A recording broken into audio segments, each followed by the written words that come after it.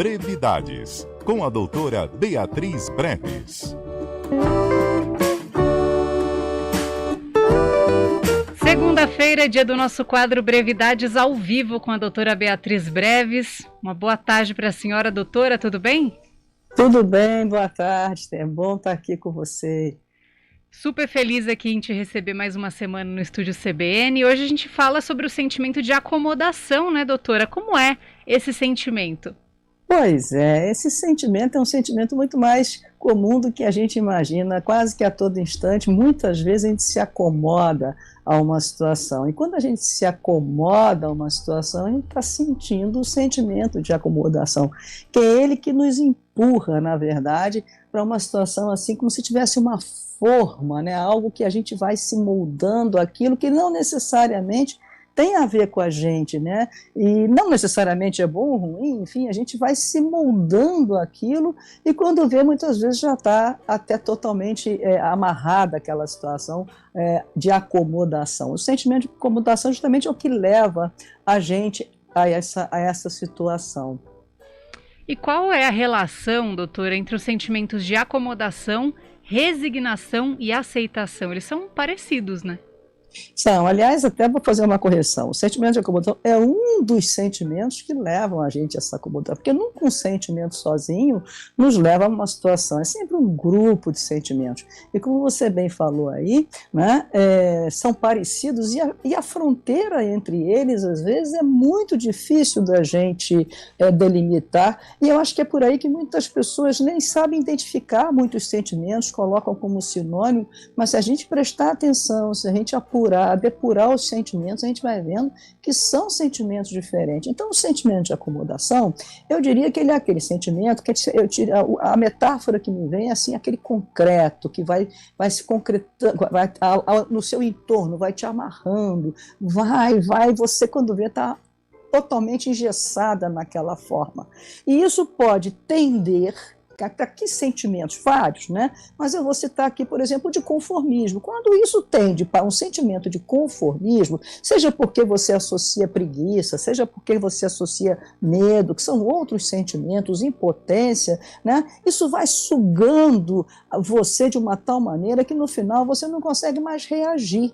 E aí a sua vida fica numa coisa engessada que você fica nem mais força para gritar, eu quero mudar, você encontra. Então é um perigo, claro que eu estou exagerando, mas isso no seu extremo, né, desse conformismo junto com a acomodação. Agora, o sentimento de resignação, né, como o próprio nome fala, ele resigna. Então, ele também pode ser um viés do conformismo, mas no sentido de se conformar. É diferente, quer dizer, é aquela coisa que não tem remédio, o remediado está. Então, eu vou tentar fazer desse mau negócio um bom negócio. É diferente de você estar ali sem poder se mexer. Você está ali porque as circunstâncias da vida te levou e você passa a sentir aquilo em função da relação sua com o mundo externo que interage, você vai sentindo e você se resigna e começa a buscar, dentro de uma forma ou de outra, alguma maneira de lidar com aquilo.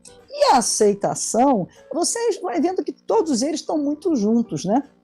O de aceitação é quando você aceita aquela situação, você caiu ali, aconteceu de você estar ali, então você acaba aceitando e talvez seja até a melhor opção de todas, porque você aí, quando você aceita, aí é um conformar, né, da resignação, você pode perfeitamente avaliar e buscar dentro daquela situação o que você pode fazer para você sair daquilo. Aí não seria para permanecer naquela situação de acomodado, mas poder um dia, quem sabe, até se movimentando devagarzinho e saindo daquela situação. Então, basicamente, você repara que é difícil muitas vezes separar um do outro, mas são sentimentos diferentes.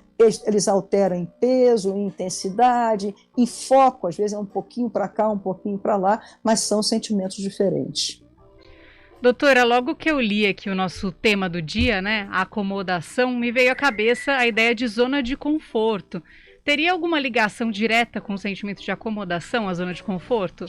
Sim, eu diria que quando a gente fala eu estou numa zona de conforto, né, ou a gente fala fulano está na zona de conforto, A gente está dizendo que a gente está sentindo, ou a gente está se sentindo, ou está sentindo aquela pessoa como alguém acomodado, né?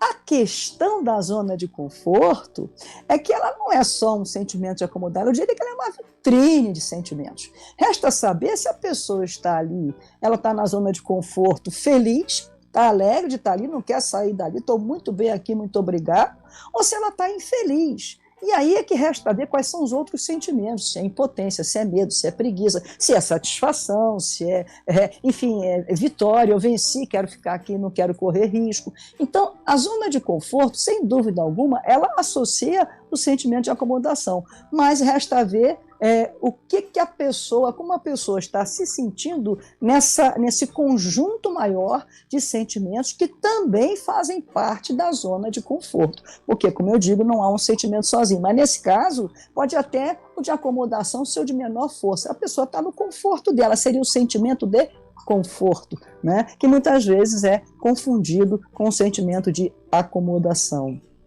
Quase todo sentimento tem seu lado bom e seu lado ruim, né, doutora? Quais os prós e contras desse sentimento de acomodação? Olha, eu diria o seguinte, que uma pessoa, né, quando ela está se sentindo acomodada, né, às vezes essa é a única saída que ela encontra na vida. Às vezes a vida leva pessoas para caminhos, né, que a revelia dela, né, coloca a pessoa em situações praticamente impossíveis de se modificar. Então ela só resta se acomodar àquela situação e aí juntar com outros sentimentos de resignação, de aceitação, enfim, e tenta a potência, né, buscar a potência dela para tentar mexer um pouco que ela puder naquela situação a favor dela. Então, nesse sentido, o sentimento de acomodação, às vezes, é a segurança até que a pessoa encontra na vida para poder conseguir prosseguir. Ela não consegue, realmente, a vida colocou de tal maneira que ela não consegue se modificar. Então, ela acolher esse sentimento e entender que ele veio, aí, nesse caso, para acomodar, né? Mas num sentido mais eu vou dizer assim, com segurança, com um certo conforto, mesmo que seja um pouco não muito confortável, é positivo. É um sentimento que, nesse caso, é positivo. E também, por outro lado, quando você é capaz de reconhecer, aceitar os limites, né? Isso é muito sábio e construtivo. Nesse caso, agora eu não posso me mexer, agora eu tenho que me sentir acomodada a essa situação, eu tenho que estar acomodada e, portanto, me sentir acomodada a essa situação para poder, então, quando chegar a hora oportuna, eu me mexer. Agora, tem pessoas que aí já é uma outra situação, que aí já eu acho que é um uso destrutivo do sentimento de acomodação, que tem tudo para mexer na vida, que tem tudo para mudar, tem potencial, tem as circunstâncias, tem tudo para se realizar, não faz. Né? Ela vai agregar o quê? Sentimento de preguiça, sentimento de... Eu não sei exatamente quais seriam, cada um tem que recorrer à sua subjetividade para saber o que está impedindo ela de ir à frente na sua vida, realizar seus potenciais, seus sonhos, enfim, porque isso já seria o uso destrutivo do sentimento, né, de acomodação. A pessoa se acomoda naquela situação e o outro que cuida da minha vida, quer dizer, a pessoa se infantiliza, né, no mundo adulto. Antes da gente encerrar aqui o nosso quadro Brevidades, vamos à pergunta de $1 milhão, né, doutora? Como deixar de ser e de se sentir acomodado? Essa pergunta vale $1 milhão. Essas perguntas de $1 milhão são valiosas. O dia que a gente conseguir responder uma delas vai ser bom.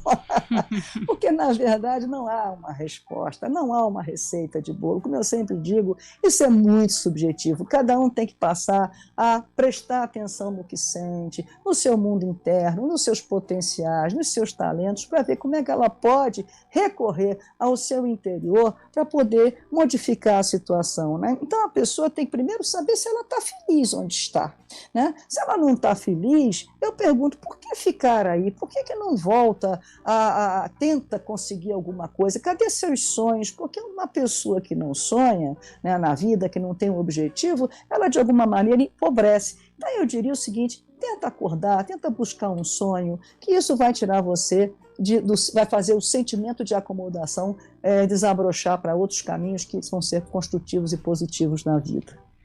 Doutora Beatriz Breves, muito obrigada por mais esse quadro Brevidades aqui no Estúdio CBN. A gente vai se falando aí ao longo da semana, temos a sua participação com Outros Sentimentos e ao vivo a gente se fala na próxima segunda. Até lá. Até lá, muito obrigada a vocês. Um prazer enorme.